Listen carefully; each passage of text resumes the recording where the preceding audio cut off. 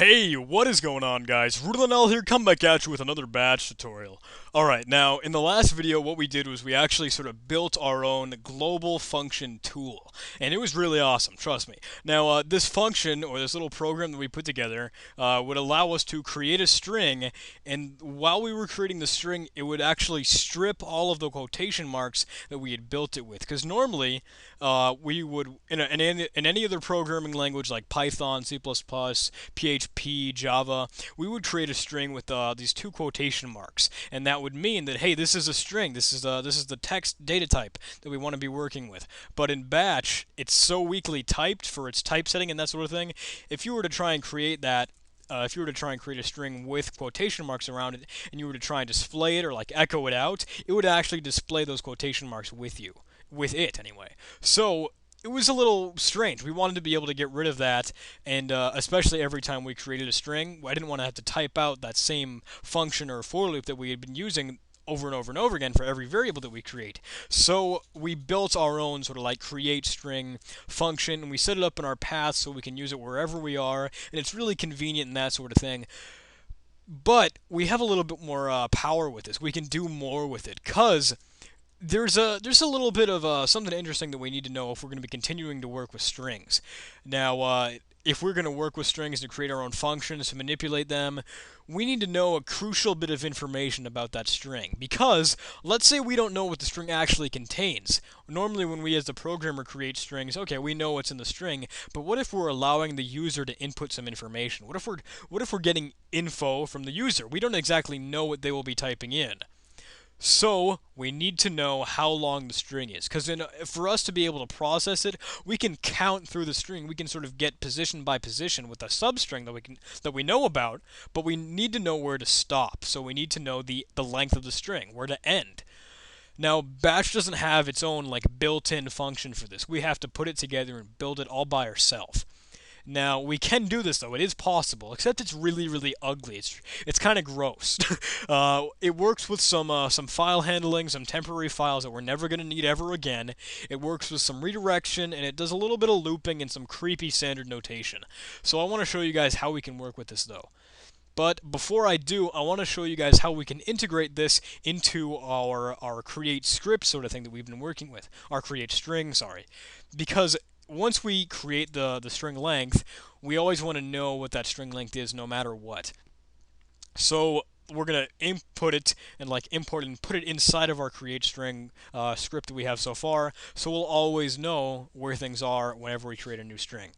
Does that make sense? Once we see things in action, I'm sure you'll really enjoy it and you'll know exactly what's going on. But hey, let's get started anyway. I'm going to get Notepad++ ready. In fact, I think I've got it ready over on this other side here. It's just not all that visual for you. But if I were to open up what I have in my documents previously, pardon me guys, I'm just going to get the file for us. System32, I think I had called it create string.bat, is that right? I'll drag this over here so you guys can see it. Hadoop. Alright, cool. Now, I'm actually going to copy this and bring it to my normal system folder. Okay, now let's modify what we have here, because this would get the string with quotation marks, remove the quotation marks, then set the actual string variable to everything that was inside there. So we're going to jump sort of in between this, but the way we actually want to be able to get the length of the string is by using these quotation marks that we'd normally been avoiding so far, but now that we have this nice little function for us, we can have access to those quotation marks. So we're going to actually display that out and redirect it to a new file, and it's going to be a temporary file. Now, Windows has its own temporary directory, and that's always stored in your environment variable temp, T-E-M-P, sorry. That's all capital letters because it's an environment variable, and then we'll use a backslash because we're going to try to get in file inside that folder. Let's use temp file .text. Now, I'm going to copy this because we're going to be working with a little bit more. If we copy that, now let's start a for loop so we can actually loop through the things that inside there. So I'll do for --g in more percent signs, and actually I just copied this, I don't even have to type it all out again. Now we can do set-a, we'll set our 1 here on the length. What I want to do is actually just append onto it the length, sort of like keywords, so we know that's what we're working with. And then we can just go ahead and actually set this to 2% signs, and now the sort of like file association that we're going to be working with, it's actually a standard notation or a little interesting tidbit that actually gets some information about the file, and what it will do is it'll get the length of the file. So we'll use tilde and then z. And then if we're going to need the variable name that we've been using up here for our loop. So G. So we'll need %, tilde, Z, and the G. And we were using this %1, so we actually know the name of the variable here. And then we're going to subtract 5 from that, though, because we've got some bytes here that we just don't really care about. We've got a carriage return in the line feed, because that's automatically added whenever we redirect something to a file, and there's just 3 other bytes just sort of floating around. So we don't need those. Now that we're done getting all the information, though, we can delete the temporary file. And boom. We should be all set to go. Let's actually try this out and see what happens. If I were to run create string, and I've got it right here already, and if I were to run, like, I'll create a variable called for, and I'll have it be filled with the text lines. Now it's created that variable for me. If I echo out for, it says lines, and if I echo out for length, we've got 5. So this works perfectly for us. Every time we create a new variable, it'll also have this own little adaptation of the variable that has an underscore length, and we'll always know that, okay, this is the variable that we're going to be working with. It'll get the length of it for us and all that cool stuff. So we can go ahead and put this right inside of our system path. So what I'll do is I'll get Window Explorer open ready for us.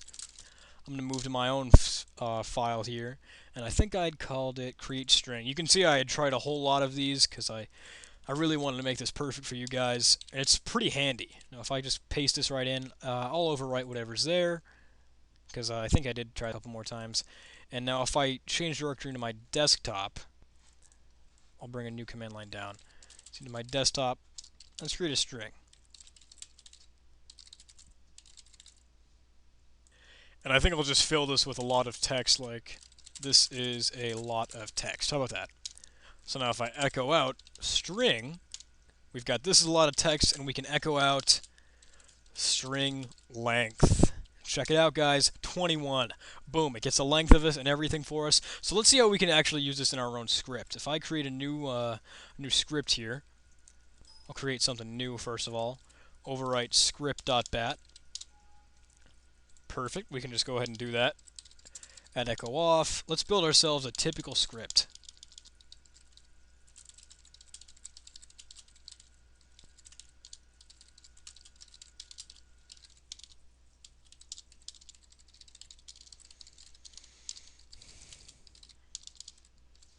Perfect. Now, the way we would do this is just like we did in the previous video. We would call that actual function here. So if we call create string, var, this is some text. We should be ready to rock. Now we can echo out var. We can echo out var length. Let's go ahead and run this. This is some text, and that takes 17 characters. Let's find out. 1, 2, 3, 4, 5, 6, 7, 8, 9, 10, 11, 12, 13, 14, 15, 16, 17.